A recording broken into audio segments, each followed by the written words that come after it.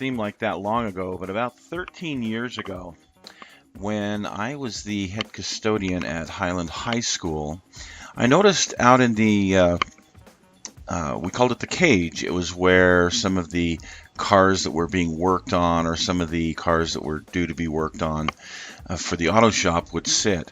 There was this Charger, and it sat there for the longest time, and I asked the auto shop teacher, I said, "What's going on with that?" And he said, "Well, it was just left here. One of the students a few years ago just left this car when he graduated, and actually owed the auto shop teacher some money because they had spent money on rebuilding the carb and a few other things in this. So he was looking to get it out of there and get rid of it. So I actually purchased this vehicle from up there at the auto shop. And you can see by these pictures that there was a lot of rust in it. There was a lot of rust in the quarters. The interior looked like Godzilla's playpen. Somebody had taken the beautiful white interior and done a lot of spray painting to try and paint it black. There was a lot of rust in the rear quarters. There was rust in the roof area, the pillar area of the roof.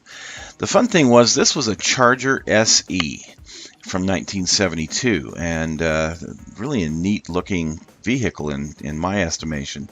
Had the hideaway front headlights. The engine in it was actually a 1974 40, and I could see the markings there on the block that I was able to identify that with. It did have some old-fashioned 5-slot dish mags on it. Some of the body panels, like the front fender, were just trash. We knew we were going to have to replace them. We got it up in the air, saw the rust that was there, knew that there was going to be a lot of work on this vehicle. It actually had some brake work done, but was going to need more. So that was the first thing we did, and you can see daylight through the fender here, so we knew that we were going to have to do some work. I was going to teach Thomas how to do fiberglass and Bondo. That's where I was going to start with him. Of course, he was like 12 or 13 at the time, and really wanted to see this car go to him because he was very interested in mechanics at the time. The car had a dealer-installed luggage rack on the rear deck lid, which was really kind of unique, but we went ahead and took that off because now we didn't want to have that. It had been given a tow package at one point in time, so it's kind of a neat car. Really nice looking with these hideaway headlights.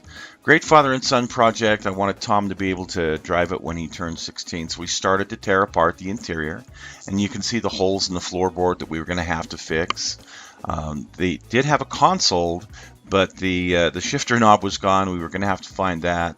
The door panels, like I said earlier, you saw them, they were just horrible. We were going to have to replace them.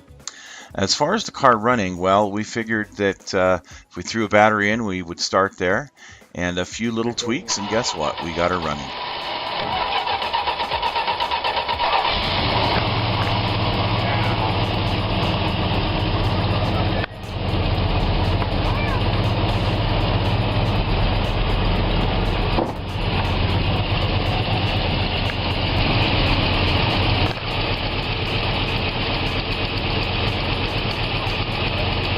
Thomas okay. Tell Thomas okay. Tell Thomas to pull the light on. Don't pull it on. Don't pull the light on. It didn't come up. Like I said before, this car was in pretty bad shape, but now we had it running. We needed to check all the lights. We saw that we needed to add some of the marker lights, but the lights themselves all worked.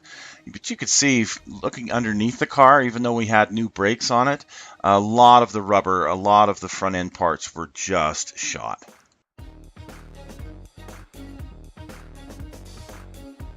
Like with any project that I ever worked on, money was always an object. So while we were waiting and saving money to get front end components, Thomas started to clean up the rims that were on the car and found out that they actually looked pretty darn good. So we'd saved up a few dollars and it was time to hit the junkyards. This particular one is in central Utah, and they had quite a few Dodge Chargers of this era there. So we went hunting for parts. We found some of the trim pieces we needed. We found some of the interior pieces we needed. And on this particular car here, well, we found a fender that we needed. And I think the price was 25 bucks for this fender, so we couldn't pass it up. Just a little ding in the front of this fender that needed to be fixed, and that was easy. We found all of the marker lights that we needed between this car and one of the other cars. We needed a lock for the trunk lid, and we were able to find that and some keys. We felt like we were kings of the world, able to find a lot of the parts that we needed at the junkyard. One of the things we were hoping to find at the junkyard was a good interior, and you can see from this picture here, I want to say this was a 73, it was a Brougham, had very good back seats, the door panels were all intact and in good shape, so we could use a lot of these pieces, even though they were absolutely filthy. So we took them home, dusted them off a bit. You can see the wood grain on there matches the wood grain on our dashboard. Really thought it looked pretty good, and after a real thorough cleaning and a little bit of some polish, well, these things looked absolutely beautiful.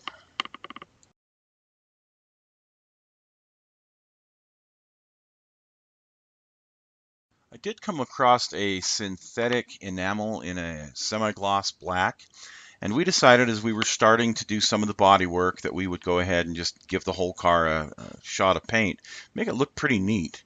And actually, I thought it looked pretty good, pretty sharp.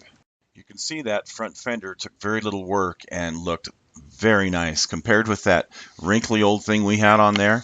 So we were pretty excited about that. The car did originally have a vinyl top on it. And what we decided to do at this point was repair some of the rusty areas and some of the chipped Bondo from the factory. And then I took a roller, just a regular old roller. I took some black primer paint that I had, and we primed that whole top area, the vinyl top area, and actually it looked pretty good in contrast to this semi-gloss paint that was on it.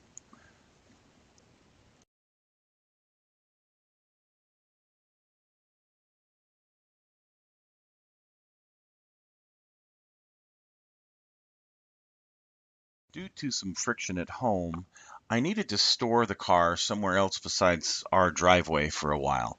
So it sat over at my friend Ronnie's house, and you can see here one of the really cool things I found during this time was a set of Magnum 500 rims for this car, and I thought they really made a difference. It looks pretty darn good, I think. While the car was at Ronnie's, I did get a little bit of body work done and a little bit more cleaning up in preparation to get it back home and do some major work. Thomas and I came across a really neat deal on a 72 Charger. It was not an SE, but it was just a 72 Charger. Didn't run, but it did have a very, very good, straight, complete body. So we picked up the car. I think we paid $400 for it.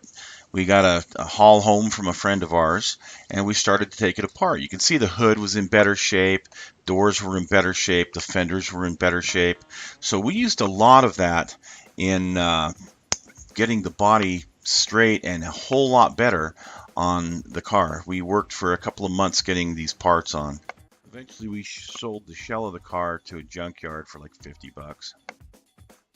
Now that we had a better hood and grille and fenders and doors, we started in earnest to really get this car straight and make it look nice. The front bumper we had acquired from the donor car was actually in better shape than the one that we had, so we changed that over, and you can see this fender here is pretty much straight as an arrow now. We hadn't quite got the rear valence on yet, but we were finishing getting that straight. Most of the rear quarter was done really well, and the rear trunk lid now was perfect. I did add this red stripe. I just got this weird idea, decided to tape this thing off and use some painter's one shot and put this red stripe around there. Thought it looked pretty darn good. I acquired some traction bars and put those on. Of course, we were going for that early 1980s look that I loved so much. You can see those emblems that belong on the vinyl top that we got out of the junkyard. You can also see the trim pieces that we were able to get out of the junkyard. We had that top looking very, very nice, and of course ready now for an actual vinyl top.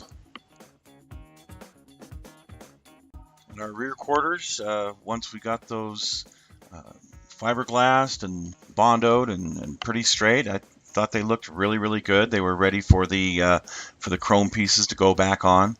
Of course, this was just going to be kind of a temporary fix. Someday we would put all new metal in if we ever got to that point.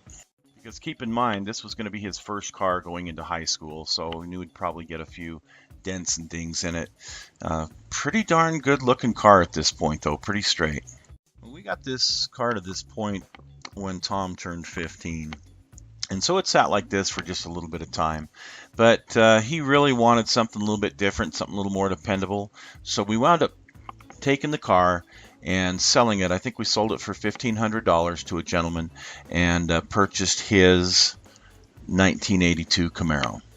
We paid $1,200 for it, and this was to be the car that Tom would take with him to high school, his very first car.